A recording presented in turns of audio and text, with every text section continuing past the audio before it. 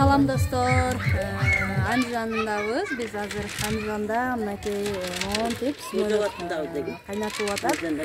Азыр эле бул эже смөлөккө келген экен. Кокус эле көрүп калдым бул эжени.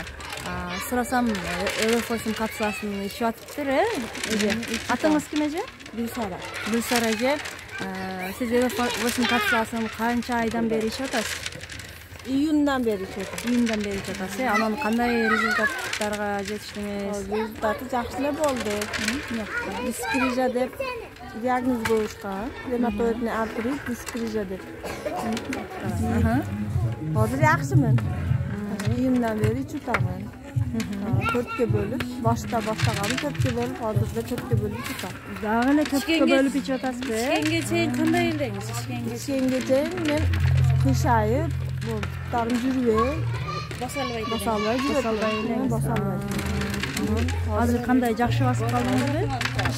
Калдым. Азыр жакшы басасыз? Азыр жакшы. Белдерим ооруган билинбей эле калды. Дагы?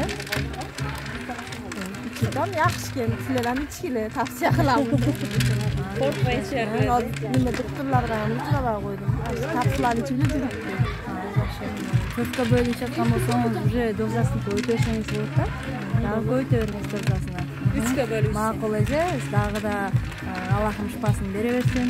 Сизге рахмат. Силерге рахмат.